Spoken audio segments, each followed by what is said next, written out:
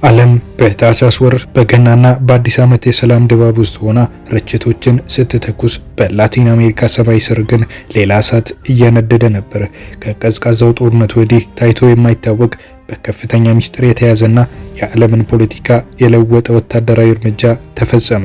ስሙ ኦፕሬሽን አብሶሉት ሪዞልቭ ይባላል። ኢላማው ደግሞ ለ12 ዓመታት ቬንዙዌላን የገዙት አሜሪካ በ50 ሚሊዮን ዶላር የምትፈልጋቸው ኒኮላስ ማዱሮ ነበሩ። ዛሬ አሜሪካ እንዴት ማዱሮን ከመኝታ ቤታቸው ሰብራ እንዳወጣች የሚያሳዩ ዝርዝር ጉዳዮችን እናቀርብላችኋለን።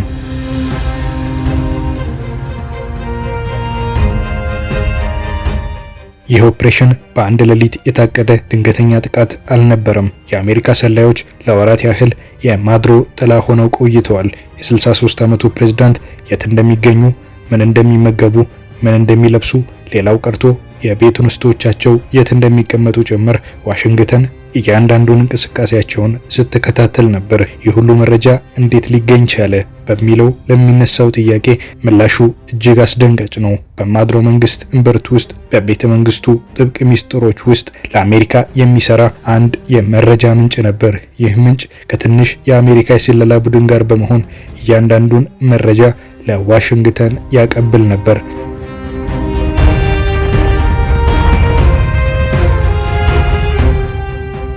የአሜሪካ ኤሊት ወታደሮች ዝግጅታቸውን ያጠናቀቁት በከፍተኛ ጥንቃቄ ነው። በካራካስ የሚገኘውን የማዱሮን ሴፍ ሃውስ ወይንም ደግሞ ምሽጋቸውን ሙሉ በሙሉ የሚመስል ሌላ ህንጻ አሜሪካ ውስጥ በመገንባት ወታደሮቹ በምን አይነት መንገድ በሮችን ሰብረው እንደሚገቡና ማዱሮን በምን አይነት ፍጥነት እንደሚይዙ ለወራት ተለማምደውታል።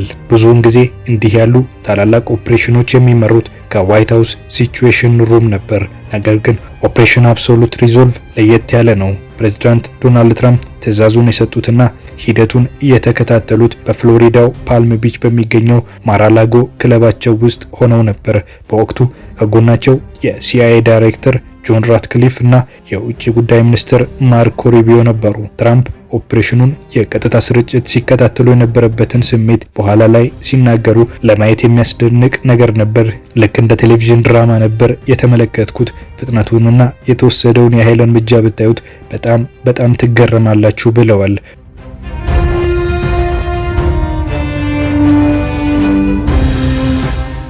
ፕሬዝዳንቱ ኦፕሬሽኑ እንዲፈጸም ፍቃድ የሰጡት ከ4 ቀናት በፊት ነበር። ነገር ግን የተሻለ የአየር ሁኔታና አነስተኛ ደመና የሚኖርበትን ጊዜ ለመጠበቅ ሲባል ኦፕሬሽኑ ዘግይቷል። በመጨረሻም በቬንዙዌላ አቆጣጠር እኩለ ሌሊት አካባቢ ጀምሩ የሚል ትዕዛዝ ተላለፈ።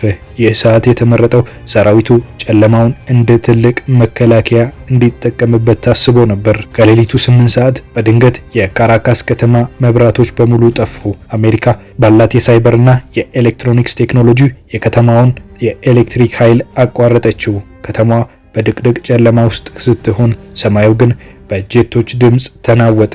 ከ150 በላይ ተዋጊ አውሮፕላኖች፣ ቦምብ ጣዮችና የስለላ አውሮፕላኖች የቬንዙዌላን የአየር ክልል ተቆጣጠሩት። ትራምፕ እንዳሉት ሊፈጠር ለሚችለው እያንዳንዱ ሁኔታ ተዋጊ ጄት ነበረን። በከተማዋ የተለያዩ ስፍራዎች ከፍተኛ ፍንዳታዎችም ተሰሙ።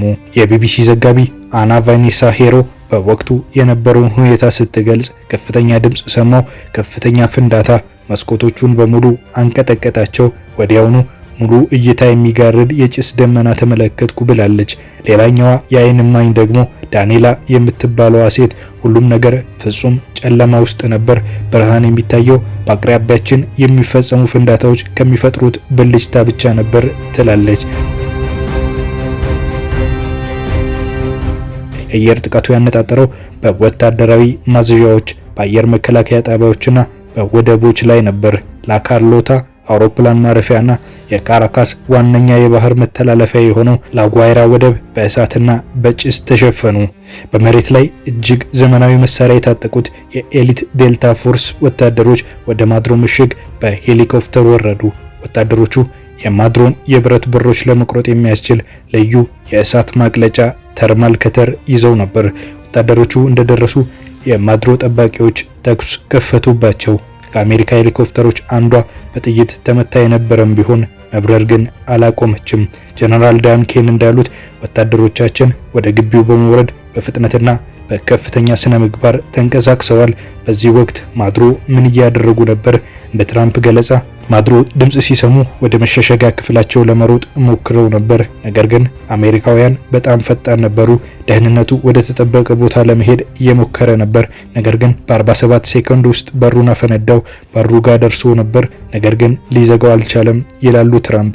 ያ ሁሉ ኃይል፣ ያ ሁሉ ክብርና ዝና በ47 ሴኮንድ ውስጥ ከንቱ ሆነ። ማዱሮና ባለቤታቸው ሲሊያ ፍሎሬስ በቁጥጥር ስር ዋሉ ሲሉ ተናግረዋል።